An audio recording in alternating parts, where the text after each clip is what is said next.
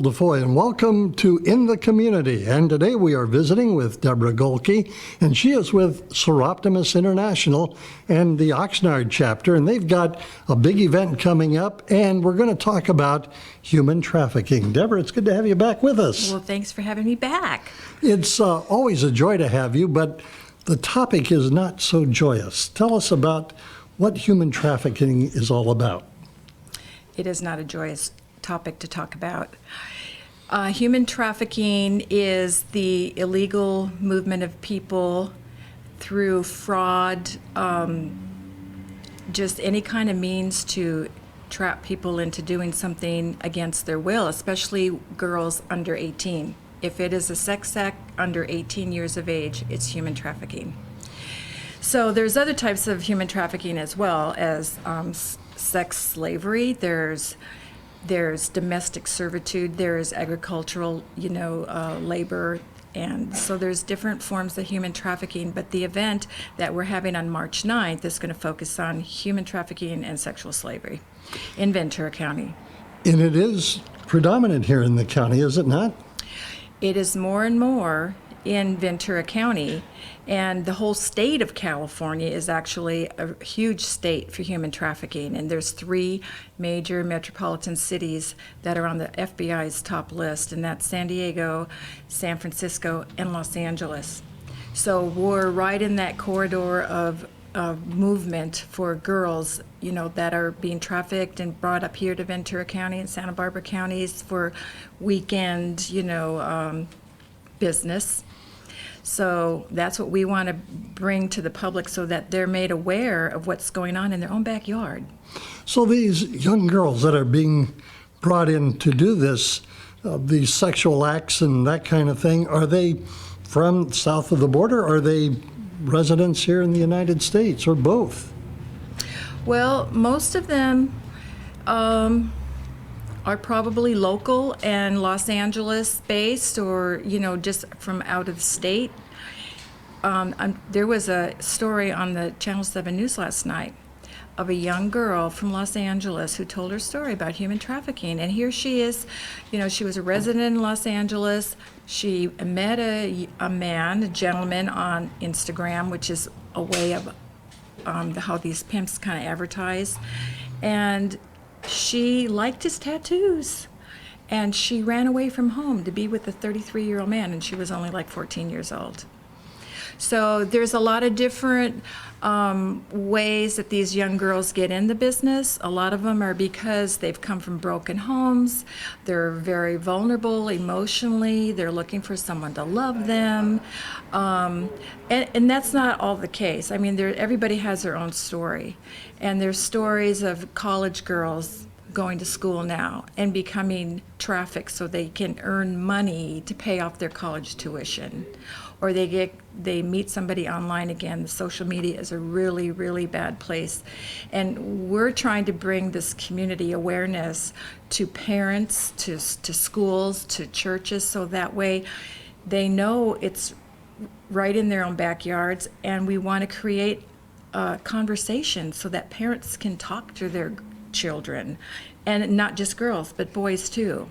So they need to be aware of the possibility and the dangers out there, that they can, build these bridges with their children, that different agencies that are working out there with trying to rescue girls, the law enforcement, that they can all work together to try to build some kind of a human task force in Ventura County.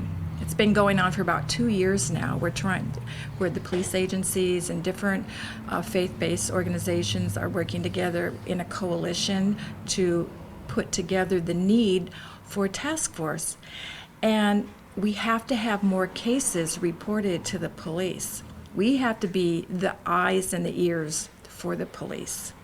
So I think I mentioned the last time I was here that if you see something in your neighborhood that just doesn't look quite right, you see a lot of commotion going on the weekend, and a lot of activity and men coming in and out of houses or something, then that's not normal activity for a family. Call the police. If you see something, say something. So report it to the police. And we need to get more cases brought before the district attorney's office to start prosecuting these people.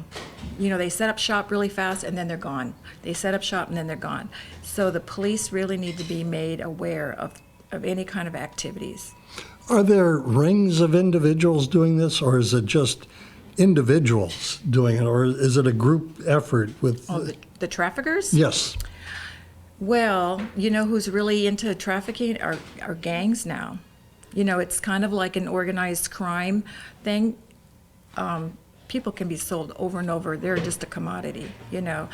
But gangsters, you know, low-life little gangs, you know, they can have 3 or 4 young women in their little stable, and if they're out there, they're just money-making machines for them, lying on their back, making money, and they want them to produce like $1,000 a day, so they can live, you know, and make $5,000-$10,000 a week on these girls.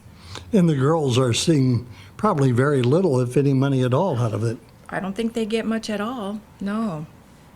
And that's a crime unto itself. Right. Well, girls don't wake up and say, I want to be a prostitute. That's going to be my career choice. They're forced into it. Is that through threats, or how does that happen? Threats, coercion, you know, some of these girls are looking for love, so these pimps, you know, become their boyfriends. They become these Romeos. They buy them things, and the women fall in love with them. And then, you know, they do this for their boyfriend that they love. And so the young women are very vulnerable, maybe young boys as well, when Yes. they are treated to some luxuries that perhaps they weren't given at home. Those are called the Romeo pimps. And then you have the other kind that are the gorilla pimps. They're not so nice. And they're the ones that do it by force. Yes, and they'll confine you and beat you and rape you and, you know, keep you secluded and away and no papers and away from your family, and you're just threatened and you're very scared. So the Soroptimists, in bringing this kind of an issue to the forefront, what kind of education are you presenting to the public to heighten their awareness? Well, the actual event will start at 4:30 at the Ventura County Government Center. We're really excited to be there this year. It's our new location. We're going to start at around 4:30, so I know that's still an hour when people are either getting off work. If you can't make it to the walk, we're going to have a community awareness walk. We will walk from the garden there in the Government Center, and then walk down to Victoria and telephone and raise a lot of awareness with our signs, and then we'll come back to the Government Center and go into the Hall of Administration and go to the lower level. There's a conference room down there. We have 4 expert speakers that will be presenting materials. The speakers will be Shannon Sergey, who is the founder and president of Forever Found, which is based out in Simi Valley, and she'll be talking about how they rescue girls, and they just had a very interesting police sting in January with the Ventura Police Department, so maybe she'll talk about that. And then we will have the district attorney from Santa Barbara, DA's office, Vaughn Wynn. She was the district attorney that tried the first human trafficking case in Santa Barbara and got a guilty verdict out of that. And then we have Megan Reinschild. She works at the district attorney's office as well, and she is a facilitator for the Santa Barbara Human Trafficking Task Force. And then we have our Ventura County Sheriff, Detective Judith Porter, who's in the Special Crimes Unit, which investigates human trafficking here in Ventura County. So those 4 experts will be presenting material, and hopefully you'll learn something. You'll have an opportunity to ask questions, get lots of handouts and information. So it's about a 2-hour event. Free All right. to the public. And free. That's a good Yes. good thing to mention. Now, if people wanted more information, how would they go about doing that? Well, they can call me, or they can go on our Facebook page. We have our own human trafficking Facebook page, so we have lots of information on that. Just put in the keywords Soroptimist, human trafficking, and that'll pop right up. Wonderful. And so again, the event is going to be scheduled for when? Wednesday, March 9th. Wednesday, March the 9th. All right. Deborah Gohlke has been my guest, and you've been watching In the Community. I'm Bill DeFoi. This is a production of the Heritage Media Group.